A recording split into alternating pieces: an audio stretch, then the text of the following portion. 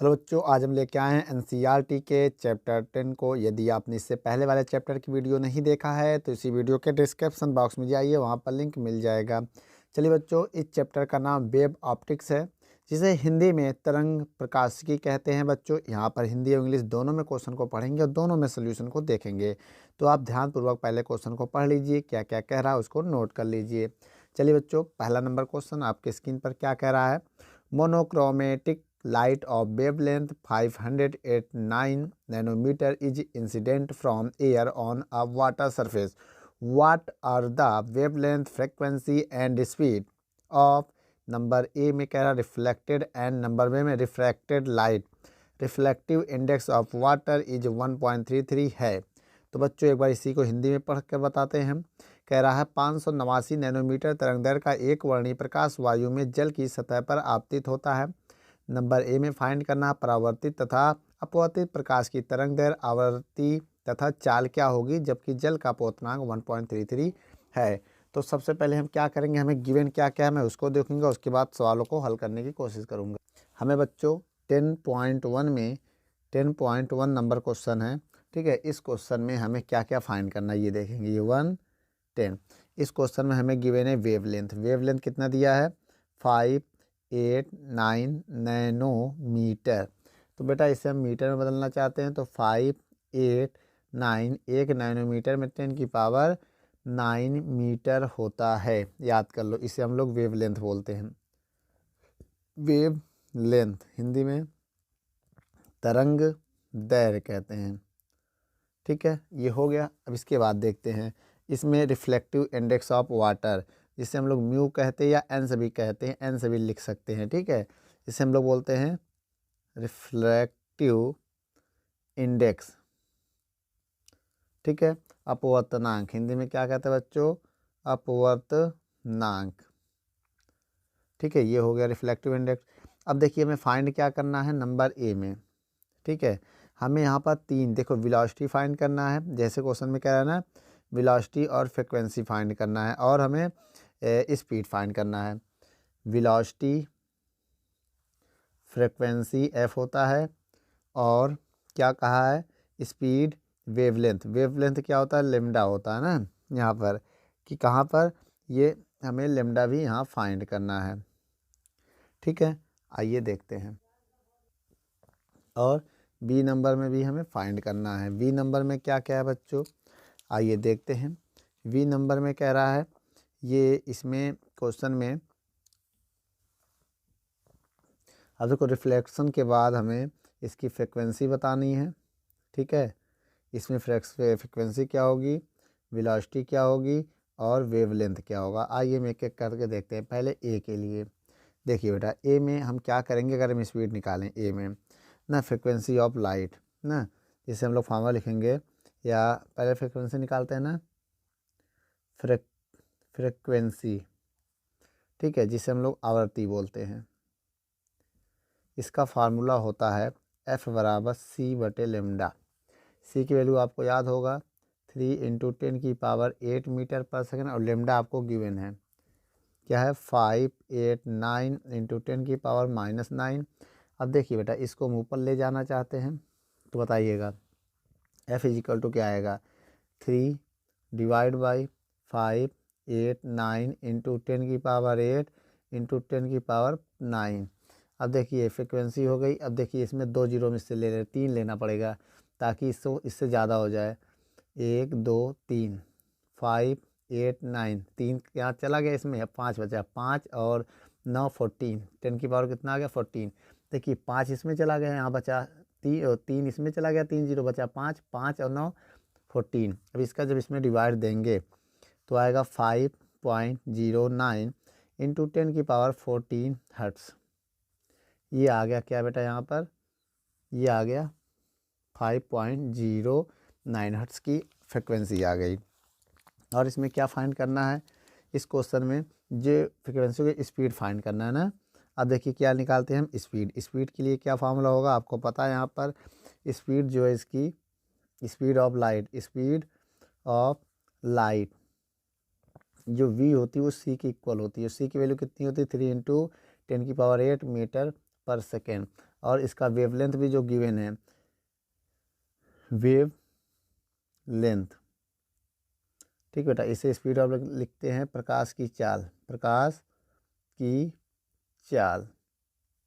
अब तरंग दैर्घ्य, तरंग दैर्घ्य इसको हम पढ़ेंगे। अब इसका फार्मूला क्या होता है, वही जो गिवन है वही हो जाएगा आपका इसमें 589 इंटू 10⁹ ये क्यों होगा, क्योंकि बेटा ये उसी मीडियम में वापस लौट जाता है, रिफ्रैक्शन में है ना। ए नंबर में, ए नंबर में क्या कहा है क्वेश्चन में, देख लीजिए, रिफ्लेक्टेड, रिफ्लेक्टेड, रिफ्रैक्टेड का मतलब बेटा जैसा कि आपको दिया गया है यहाँ पर परावर्तित, परावर्तित, परावर्तित का मतलब बेटा ये रिफ्लेक्टेड कंडीशन के लिए है, तो इसमें जो है वही रहेगा, उसमें चेंजिंग नहीं होगी। इसके बाद आइए बेटा बी नंबर में देख लेते हैं, बी नंबर में क्या क्या कह रहा है। जैसे अब बी नंबर में हमारे क्या निकालना है हमें, फ्रिक्वेंसी तो सब में सेम रहेगी, फ्रिक्वेंसी सेम होती है, तो देखिए फ्रिक्वेंसी यहाँ पर वही होगी क्योंकि फ्रिक्वेंसी चेंज नहीं होती है, ठीक है। तो मेरे कहने का मतलब बता, आपतित किरण की जो अपवर्तित किरण हो या आपतित परावर्तित किरण हो, दोनों की फ्रिक्वेंसी सेम होती है, ठीक है। तो फ्रिक्वेंसी जो होती है वो क्या होती है, सेम होती है, ठीक है। आवृत्ति समान है, आवृत्ति समान होती है, एक बार हिंदी में बता दे रहे हैं, ठीक है बेटा। अब देखिए एक बार इसमें हम ये समझेंगे तो फ्रिक्वेंसी इसकी क्या होगी, अब बराबर वही होगी जो थी इसकी 5.09 इंटू 10⁻14 हर्ट्स इसकी यूनिट होती है, ठीक है। फ्रिक्वेंसी हमेशा हर कंडीशन में सेम होती है, ये वही। अब इसके बाद हमें स्पीड ऑफ लाइट चाहिए, क्या चाहिए, जब स्पीड ऑफ लाइट निकलेगी तभी हम वेवलेंथ और वो निकाल पाएंगे। तो एक काम करते हैं, अब यहाँ पर हम लिखने जा रहे हैं, अब ये बी नंबर में जल के लिए किसमें, अभी तो ये एयर था, वायु में था, नॉर्मल देख लीजिए, ये किस में था, वायु में था, वायु से जल में जाती, तो पहला मेरा वायु के लिए हो गया था, वायु मतलब एयर, वायु मतलब एयर। अब किसके लिए है, अब देखिए जल के लिए, किसके लिए, जल मतलब वाटर, ठीक है। अब देखिए ये वाटर में एक बात और बता दें हम आपको, मेरी बात पहले ध्यान से सुनिएगा, एयर में यहाँ ए लगा देंगे, यहाँ ए लगाएंगे, यहाँ भी ए लगा देंगे, ठीक है, ये एयर में ही गिवन है तो ए हो गया, ठीक है। अब हमें वाटर में चाहिए तो डब्लू डब्लू डब्लू, तो अभी बताया था फ्रिक्वेंसी सेम होती है, तो जो इसका होगा वही इसका होगा, मेरे कहने का मतलब यहाँ फ्रिक्वेंसी एफ ए जो होगा एफ डब्लू के इक्वल होगा, फ्रिक्वेंसी सेम होती है। जितना समझ में आया, एक बार एयर के लिए फिर एक बार वाटर के लिए। अब आइए निकालते हैं वाटर, वाटर में क्या स्पीड ऑफ, जल में प्रकाश की चाल, जल में प्रकाश की चाल, क्या लिखेंगे, speed of light, speed of light in water, क्या होता है फार्मूला, वी डब्लू लगा देंगे, वी बराबर बेटा फार्मूला होता है सी बटे म्यू, ये होता है रिफ्लेक्टिव इंडेक्स का, ठीक है। अब सी की वैल्यू होती है 3 × 10⁸ मीटर पर सेकेंड, और इसकी वैल्यू गिवन है आपको, देखिए 1.33 दिया है ना, इसकी वैल्यू 1.33। जब बेटा आप एक काम करेंगे, जब 3 में 1.33 का आप डिवाइड देंगे, ठीक है, डिवाइड दे लीजिएगा, पॉइंट आइएगा, जीरो बढ़ाइएगा तो आ जाएगा 300/133 इंटू 10⁸8। अब जब डिवाइड दे देंगे तो आएगा 2.26 इंटू 10⁸8 मीटर प्रति सेकेंड, ये आ गया, ठीक है। इसके बाद हमें निकालना है जल में तरंग दैर्घ्य, जल में प्रकाश की ना, जल में प्रकाश का तरंग दैर्घ्य, जल में प्रकाश की तरंग दैर्घ्य, ठीक है, वेवलेंथ ना, wavelength of light, wavelength of light in water, in water. तो इसमें फार्मूला क्या होगा, देखिए लेमडा बराबर, यहाँ डब्लू लगा देंगे, लेमडा डब्लू, सरफेस में डब्लू बना लीजिएगा, इज इक्वल टू क्या होगा, यहाँ पर आप समझ गए, V W speed of light बटे फ्रिक्वेंसी, दोनों की फ्रिक्वेंसी सेम होती है। अब देखिएगा बहुत ध्यान से, यहाँ वैल्यू पुट कर जाना है, वी स्पीड ऑफ लाइट कितना था 2.26 इंटू 10⁸ डिवाइड बाई फ्रिक्वेंसी कितनी थी 5.09 इंटू 10⁻14 है ना इधर। अब इसका इसमें डिवाइड देंगे तो लेमडा डब्लू की वैल्यू आएगी क्या, देखिए पॉइंट से पॉइंट कैंसिल हो गया 226। अब ये 500 ज़्यादा हो गया, देखो 509 ज़्यादा ग्रेटर हो गया, तो एक काम करो एक जीरो से ले लो, तो ये 10⁻ कितना बचेगा 7 और ऊपर जाके -7 हो -14 हो जाएगा। अब देखिए बेटा जब इसका हम डिवाइड देंगे इसमें किसमें, जब इसका हम इसमें डिवाइड देंगे तो कितना आएगा पहले ये देखो। तो यहाँ पर अगर हम डिवाइड दे दें तो इसका आंसर आ जाएगा अप्रॉक्सी 4 पॉइंट के आस, सुनिए जब इसमें हम डिवाइड देंगे तो 4.44 के आसपास इंटू आएगा इंटू 10⁻, 7 माइनस करेंगे तो -7 मीटर ये आ जाएगा। ठीक है, अब इसको नैनोमीटर में बदलना चाहते हैं तो आप नैनोमीटर में भी बदल सकते हैं। आइए नैनोमीटर में बदल के हम दिखा दे रहे हैं। देखो लेमडा डब्लू है इज इक्वल टू, पॉइंट हटाएंगे 2 जीरो बढ़ाएंगे 444 और ये 2 जीरो पर जाके माइनस हो जाएगा 9 हो जाएगा 9 मीटर। ये नैनो की वैल्यू होती है तो 444 नैनोमीटर ये आ जाएगा वेव लेंथ इसका। ठीक है बच्चों, वीडियो को रोक कर नोट कर लो।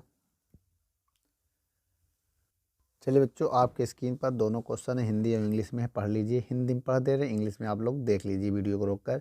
निम्नलिखित दशाओं में प्रत्येक तरंगांक की आवृत्ति क्या है। नंबर 1 किसी बिंदु स्रोत से अपसरित प्रकाश, या बी नंबर में कह रहा उत्तर लेंस से निर्गत प्रकाश जिसकी फोकस बिंदु पर कोई बिंदु स्रोत रखा हो।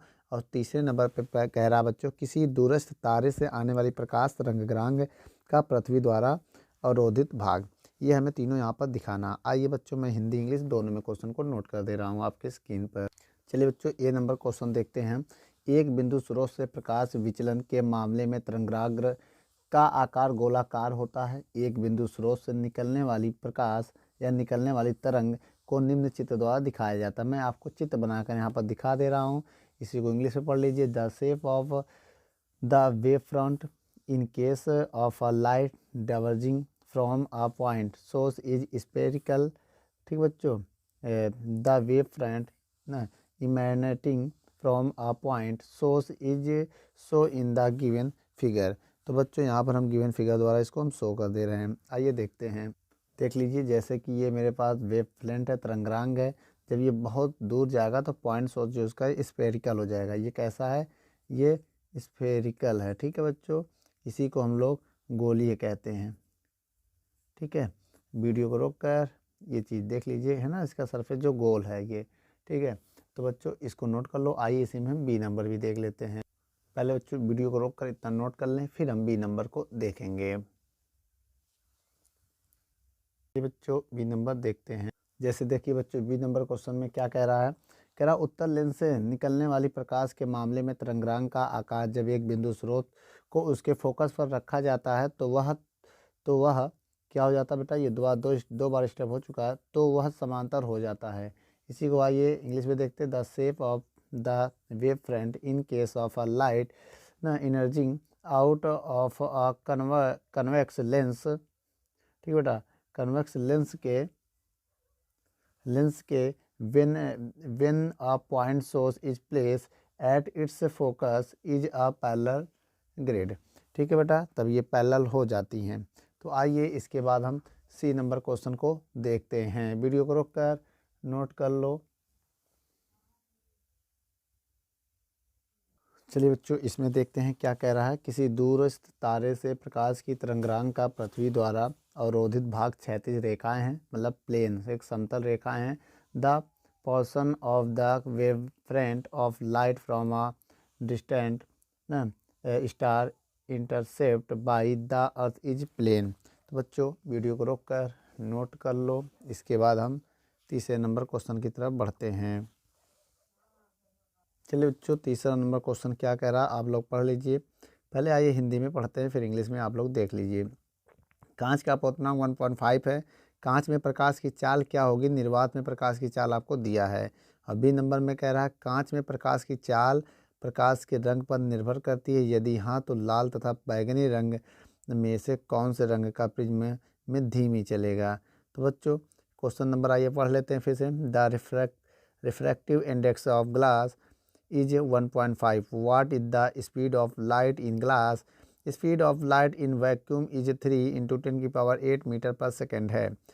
Is the speed of light in glass independent of the colour of light? If not, which of the two colours red and violet travels slower in a glass prism? आइए बच्चों हम देखते हैं इस क्वेश्चन को। यह क्वेश्चन नंबर कौन सा है? तीसरा नंबर क्वेश्चन है हमारा। देखिए इस क्वेश्चन में मैं दिया क्या गया है, रिफ्लेक्टिव इंडेक्स दिया है, तो मैं लिख दे रहा हूँ रिफ्रैक्टिव इंडेक्स, जिससे बोलते हैं हम लोग अपवर्तनांक। अपवर्तनांक ये कितना गिवन है? ये हमें म्यू है जो 1.5 है। ठीक है, इतना तो कोई दिक्कत नहीं। इसके बाद देखते हैं speed of light. Speed of light in air, in air, वायु में प्रकाश की चाल। वायु निर्वात एक ही चीज़ है, वायु में प्रकाश की चाल कितनी है? अगर इसमें देखें तो c माना जाता है, 3 इंटू 10⁸ मीटर पर सेकेंड, या इसी को हम लोग VA भी मान सकते हैं। ए मतलब एयर में, वायु में, देख ना, ये हो गया। अब देखिए हमें निकालना क्या है, ये भी सुन लीजिए। हमें ग्लास में प्रकाश की चाल निकालना है, इसका मतलब VG निकालना है। इसका मतलब होता है ग्लास में प्रकाश की चाल। Speed of light in glass, इसे भी पढ़ सकते हैं। तो ठीक है, आइए ए नंबर में, ये ए नंबर है मेरा। ठीक है, और बी नंबर में थोड़ा सा थ्योरी मैं आपको देना चाहूँगा। ठीक है, पहले से हम कैलकुलेट कर लेते हैं। देखिए इसमें करना क्या है, हम इसको बता दे रहे हैं। जैसे आपको फार्मूला भी पता है, ठीक है, यहाँ पर फार्मूला बता दे रहे हैं, यहाँ पर सॉल्व हो जाएगा। VG बराबर होता है C/इन रिफ्लेक्टिव इंडेक्स। ठीक है, और C की वैल्यू होती है 3 इंटू 10⁸। रिफ्लेक्टिव इंडेक्स होती है 1.5। VG बराबर पॉइंट हटाएंगे, 0 बढ़ाएंगे, 30/15 गुणे 10⁸। 15 कम 15 दूनी 2, 30, 2 इंटू 10⁸ मीटर पर सेकेंड आ गया आंसर हमारा। VG आ गया। ये ए नंबर कंप्लीट हो गया। ठीक है, ये ए नंबर हो गया। अब आइए हम बी नंबर देखते हैं। बी नंबर में क्या है, आइए एक बार हम पढ़ लेते हैं। चलिए बच्चों यहाँ पर हम देख लेते हैं, आपके स्क्रीन पर आंसर है। बी नंबर, कांच में प्रकाश की गति प्रकाश के रंग पर निर्भर करती है। सफ़ेद प्रकाश के एक बैगनी घटक का अपवर्तनांक लाल घटक के अपवर्तनांक से अधिक होता है, इसलिए कांच में लाल प्रकाश की गति की तुलना में बैगनी प्रकाश की गति धीमी होती है। The speed of light in glass independent of the colour of light. The refractive index of a violet component of a white light is greater than the refractive index of red component. Hence, the speed of violet light less than the speed of red light in the glass. ठीक है बच्चों, video को रोककर note कर लो। इसके बाद हम चौथा नंबर क्वेश्चन को पढ़ते हैं। चलिए बच्चों, अगला नंबर क्वेश्चन क्या कह रहा है? 10.4 चौथा नंबर क्वेश्चन आपके स्क्रीन पर है, पढ़ लीजिए। कह रहा है यज्ञ के झिर्रियों प्रयोग में झिर्रियों के बीच की दूरी 0.288 मिलीमीटर है तथा पर्दा 1.4 मीटर की दूरी पर रखा गया है। केंद्रीय दीप्त फ्रिंज एवं चतुर दीप्त फ्रिंज के बीच की दूरी 1.2 सेंटीमीटर मापी गई है। तो प्रयोग में उपयोग किए गए प्रकाश की तरंग दैर्घ्य क्या होगा? बच्चों इंग्लिश में भी क्वेश्चन है, आप लोग पढ़ लीजिए। देखिए इसमें हमें क्या क्या गिवन है।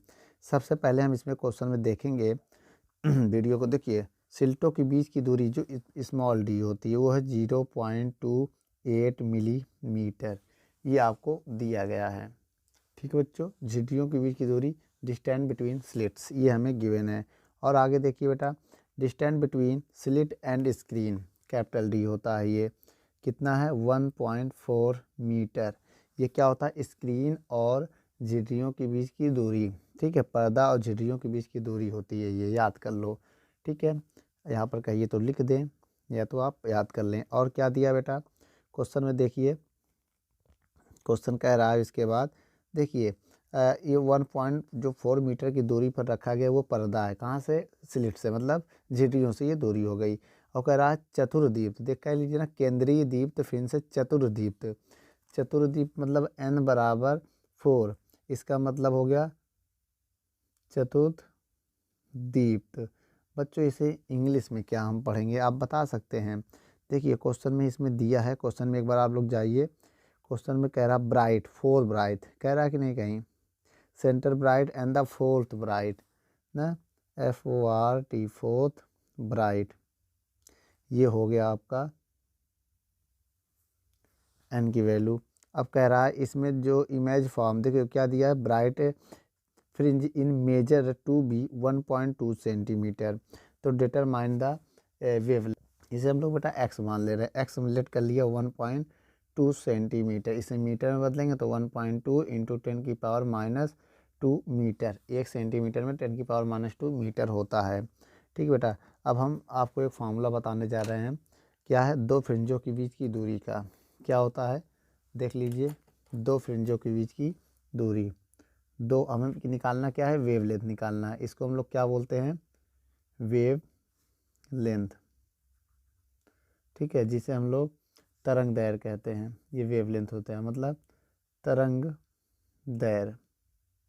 ठीक है, दो फ्रिंज के बीच की दूरी, फ्रिंज के बीच दूरी डिस्टेंस बिटवीन टू फ्रिंज। तो इसे हम लोग क्या लिख सकते हैं बेटा, डिस्टेंस बिटवीन टू फ्रिंज। ठीक है, आइए देख लेते हैं। ठीक है, आइए लिख दे रहे हैं, distance between the two fringe. ठीक है, फार्मूला क्या होता है, x is equal to n lambda D बटे स्मॉल डी। ये होता है फार्मूला बेटा, याद कर लीजिएगा। जिसमें आपको पता है x क्या होता है, ये x ये होता है, इसका नाम x है। n होता है ये चतुर्दीप्त, फोर्थ ब्राइट। और वेव लेंथ, अब ये स्क्रीन और स्लिट के बीच की डिस्टेंस। और ये क्या है, स्लिटों के बीच की distance, distance between two slit, झिर्रियों के बीच की दूरी। अब देखिए यहाँ पर हम सारी वैल्यू रखते हैं। x की वैल्यू कितनी है, 1.2 इंटू 10 की पावर माइनस 2। एन 4 वेवलेंथ निकालना है, कैपिटल D 1.4, कैपिटल D 1.4 और स्मॉल d ये है जी मिलीमीटर में। बच्चों इसको मीटर में बदलो, आइए बदल देते हैं। यहाँ पर 0.28 मिलीमीटर, तो मिली की वैल्यू 10 की पावर माइनस 3 होता है। ठीक है, मीटर में, ये याद रखिएगा। देखिए हम यहाँ लिख दे रहे हैं, 1 सेंटीमीटर को 10 की पावर माइनस 2 मीटर लिख सकते हैं, और 1 मिलीमीटर को 10 की पावर माइनस 3 मीटर लिख सकते हैं। ठीक है, इसकी वीडियो मैंने बनाया कर वजन की, आप देख लें एक बार जाके, मिल जाएगा इसी किसी भी प्ले लिस्ट में। ठीक है, अब ये हो गया। अब स्मॉल डी की वैल्यू कितनी है, 0.28 इंटू 10 की पावर माइनस 3, यही है ना। अब इसको थोड़ा सा हम कैलकुलेट करने जा रहे हैं, आइए देखते हैं कैसे। अब देखिए इसको हम इधर ले जाएंगे, इंटू में जाएगा ना, तो 1.2 इंटू 10 की power minus 2 is equal to, into में ले जा रहे हैं तो इंटू लगा दो, इंटू 0.28 इंटू 10 की power minus 3 is equal to, अब इसका इसमें से आप मल्टीप्लाई कर दो या तो इंटू में लिख दो साथ में, 4 इंटू लेमडा। लेमडा को मैंने किनारे कर दिया। अब देखिए अगर हम इस वाले पॉइंट से इस वाले पॉइंट को कैंसिल कर दें, ठीक है, ये हो जाएगा 12 गुणे 0.28 इंटू 10 की पावर माइनस 3 2 5 हो जाएगा 5। अब ये पॉइंट कैंसिल हो गया, 14 चौको 56 लेमडा। अब चाहे तो इसको हम पहले कट कर सकते हैं ना, कट करके थोड़ा इजी कर दे रहे हैं। चाहे किससे काटे, 4 से कट जाएगा, 4 तिहाई 12, 4 एकम 4 ना, 4 एकम 4, 4 चौक 16, फिर आ गया भाई। अब देखिए 3 इंटू 0.28 इंटू 10 की power minus 5 is equal to lambda into 4, 4 इधर लिख दे रहे हैं, 14 1 जा 14, 14 2 जा 28, तो आ गया 3 इंटू 0.02 इंटू 10 की पावर माइनस 5 आ जाएगा। अब अगर हम इसको मल्टीप्लाई करें, 3 दूनी 6, तो 0.06 इंटू 10 की पावर माइनस 5 लेमडा। पॉइंट हटाएंगे, 2 जीरो बढ़ाएंगे, इसको 9 बनाओ, पॉइंट हटाएंगे 2 जीरो बढ़ाएंगे हम, तो ये हो जाएगा 6/100, पॉइंट हट गया, minus 5 is equal to lambda. Lambda इधर ना लिखो, इधर लिखा है। अब आइए इधर सॉल्व कर लेते हैं। लेमडा बराबर इसको ऊपर ले जाकर -2 कर देंगे तो 6 × 10 की पावर -7 हो रहा है। इसको 9 करो तो 600 × 10 की पावर -9 भी लिख सकते हैं। 2 इधर बढ़ाया तो इसमें माइनस में बढ़ा दो ताकि इसको सॉल्व करें फिर ये आ जाए। ये नैनो की वैल्यू होती है। अब ये मीटर में आंसर आ गया तो 600 इसे नैनो लिख सकते हैं मीटर। तो ये मेरा वेवलेंथ आ गया। आप इतना याद करिएगा 1 नैनोमीटर में 10 की पावर -9 होता है वैल्यू 1 नैनो की। ठीक है बच्चों, वीडियो को रोक कर नोट कर लो। चलिए बच्चों 5वां नंबर क्वेश्चन को हम लोग पढ़ते हैं। क्या कह रहा 5वां नंबर क्वेश्चन, यंग के झिल्लियों प्रयोग में लेमडा तरंगदैर्घ्य का एक वर्णीय प्रकाश उपयोग करने पर पर्दे के एक बिंदु पर जहां पथांतर लेमडा है और प्रकाश की तीव्रता के इकाई है, उस बिंदु पर प्रकाश की तीव्रता कितनी होगी जहां पर पथांतर लेमडा/3 होगा। ठीक है बच्चों, क्वेश्चन आप लोग पढ़ लीजिए एक बार। मैं फिर से आपको इंग्लिश में बता दे रहा हूँ। In Young's double slits experiment using monochromatic light of wavelength lambda, the intensity of light at a point on the screen where path different is lambda is k units. What is the intensity of light at a point where path different is lambda/3? Question mark बच्चों। आइए इसको हम देखते हैं। आइए बच्चों सबसे पहले हम लिखते हैं परिणामी तीव्रता का फार्मूला। परिणामी तीव्रता, इसका फार्मूला क्या होता है? इसको बोलते हैं रिजल्टेंट इंटेंसिटीज या तीव्रताएँ ए लिख दो बेटा। ठीक है, इसका फार्मूला होता है आई डैश बराबर I1 I2 + 2 रूट में I1 I2 cos phi ये होता है। अब इस cos phi का मान निकालना, एक फार्मूला होता है relation between phase difference and path difference, एक फार्मूला होता है। वो क्या होता है बेटा? देखिए हम आपको बता दे रहे हैं। लेमडा पाथ डिफरेंस का फार्मूला होता है। देखो फाई बराबर होता है 2π/λ इंटू पाथ डिफरेंट। ये क्या होता है? Path different. ठीक है, डेल्टा एक्स यहाँ हम डिनोट करते हैं, पाथ डिफरेंट को डेल्टा एक्स से लिखते हैं। ठीक है बच्चों, तो पाथ डिफरेंट ना लिखकर ये फाई हो गया, ये 2π/λ और डेल्टा एक्स हो गया मेरा। यहाँ शो नहीं हो रहा, थोड़ा अच्छा बता दे रहे हैं।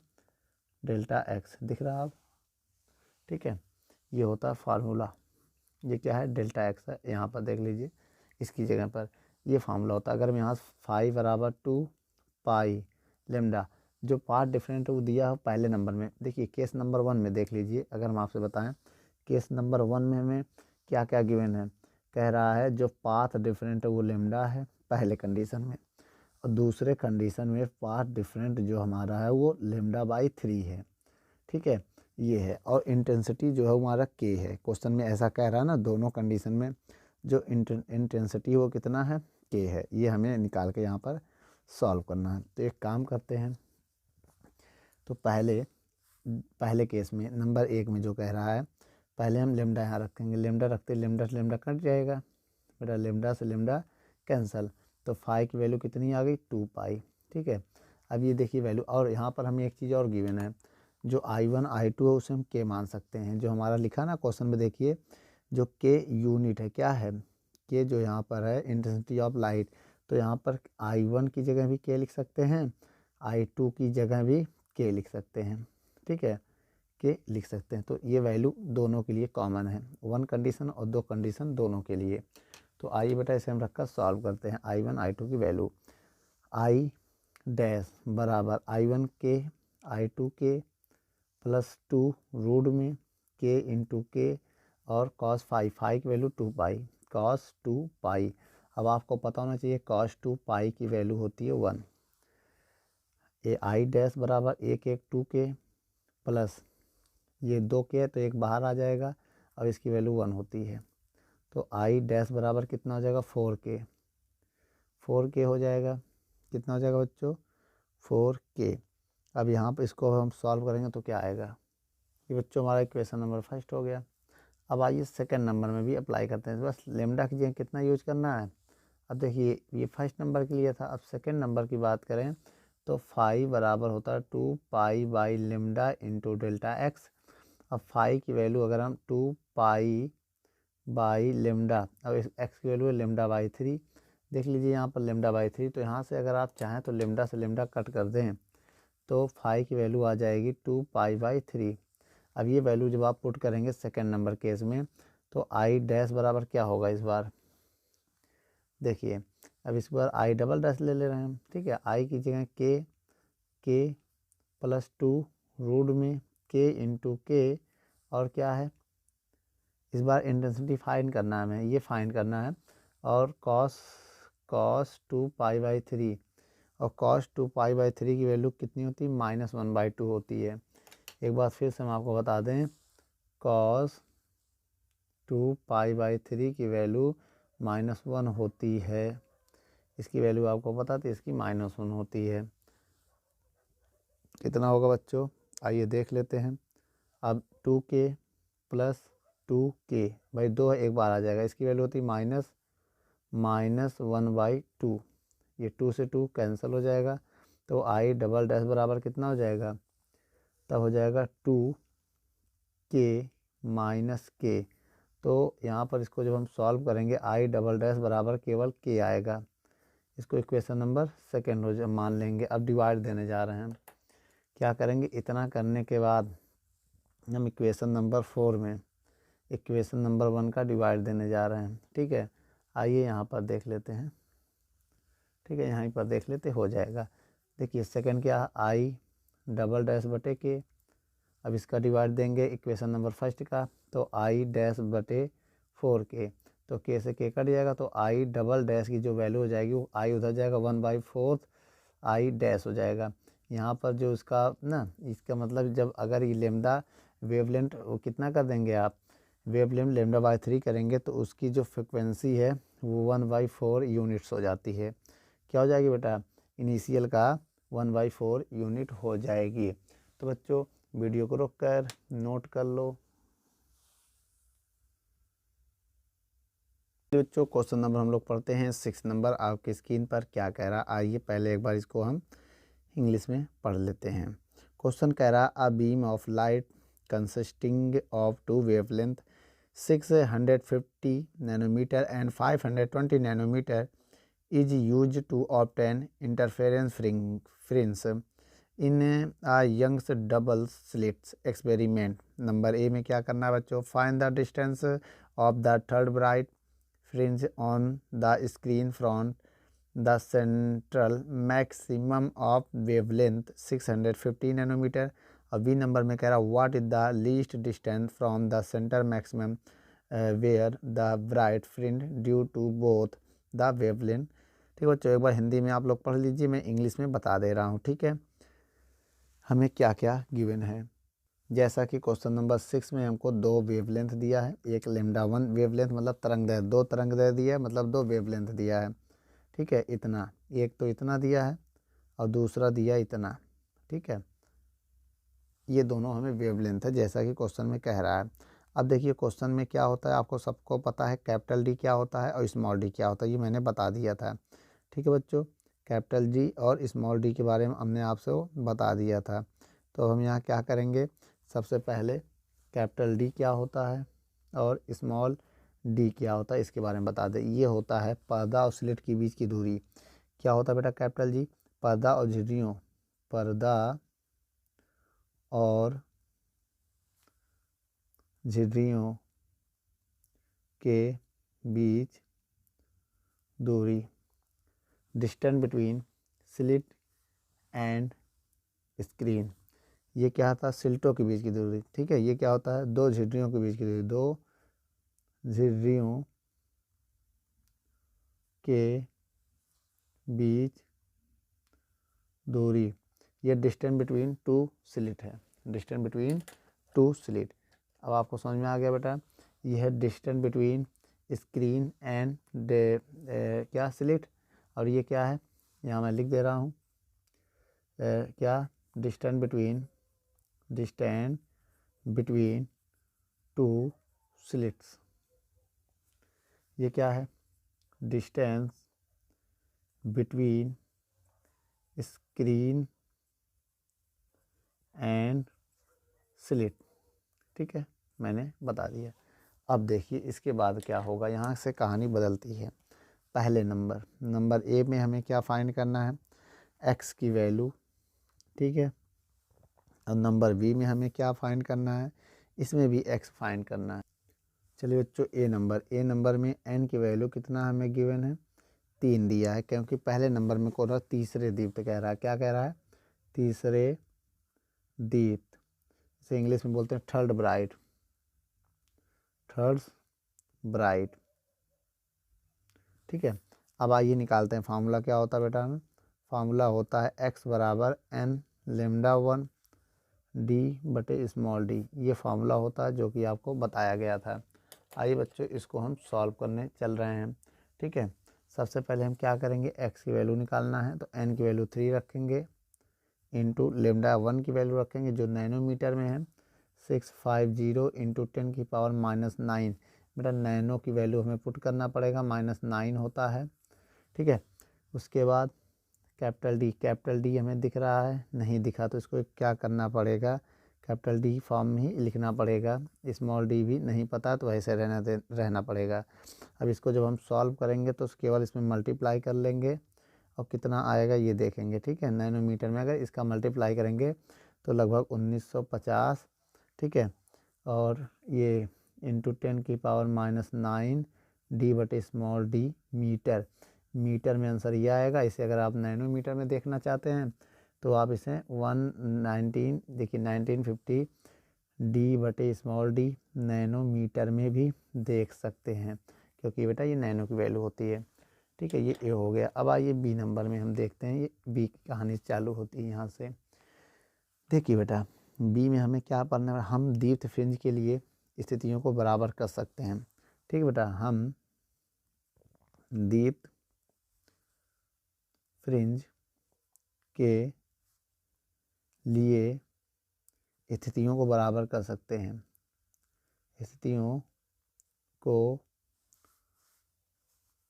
बराबर कर सकते हैं, बराबरी कर सकते हैं, बराबरी कर सकते हैं कब, आइए देखते हैं। आइए इसी को इंग्लिश में भी लिख दे रहे हैं, हम इसको लिख सकते हैं, we can equate the condition for bright fringe as. देखो बेटा, n lambda 2 is equal to n-1 lambda 1। बेटा ना इनके बीच की पार्ट डिफरेंट जो है वो इस हिसाब से हम ऐसे सेट कर सकते हैं जैसा कि दिख रहा है। अब हम क्या करेंगे बेटा, n की वैल्यू आपको पता है कितना है, यहाँ पर n की वैल्यू नहीं पता है, कोई बात नहीं। लेमडा 2 आपको पता है 520, नैनो की वैल्यू कट जाएगा जब लिखेंगे nano 10⁻⁹ is equal to n-1 lambda 1 की वैल्यू है 650, नैनो की वैल्यू पुट करेंगे -9। ठीक है, अब इसको जब हम सॉल्व करेंगे तो नैनो से नैनो कैंसल, 0 से 0 कैंसल। अब हम इसमें मल्टीप्लाई करने जा रहे हैं तो इसको लिख सकते हैं 52n is equal to 52n, इसका मल्टीप्लाई करेंगे इसमें 65n -65। अब देखिए इसको उधर ले जाएंगे, इसको 65 को उधर ले आएंगे, 65n -52n। जब इसको लेस करेंगे तो कितना आएगा, 65 बराबर, इसको माइनस करिए तो यहाँ पर माइनस करने पर कितना आ जाएगा बच्चों, 13n। तो बच्चों अगर यहाँ से वैल्यू निकालें n की हम तो 13 डिवाइड में चला जाएगा, तो n की वैल्यू आएगा 13 कम 13 25 65, n की वैल्यू कितनी आ गई 5। तो बच्चों अब यहाँ से हम आगे चलिए वीडियो को रोक कर पहले नोट कर लो, फिर हम आगे हम फाइंड करेंगे कम से कम इसकी डिस्टेंस क्या होगी सेकंड पोजीशन के लिए। तो बच्चों यहाँ पर आइए देख लेते हैं जो थोड़ा सा बचा है। अब देखिए इसके बाद x बराबर फार्मूला होता है n लेमडा 2 डी बटे स्मॉल डी, ऐसे लिख सकते हैं। n की वैल्यू कितनी होगी 5, अब लेमडा 2 की वैल्यू कितनी है 520 नैनोमीटर में ही रहने दे रहे हैं, कैपिटल डी बटे स्मॉल डी। अब आपको पता है इसका मल्टीप्लाई करोगे 2600 कैपिटल डी बटे स्मॉल डी नैनोमीटर आएगा। ये हमारा आंसर है। वीडियो को रोक कर नोट कर लो।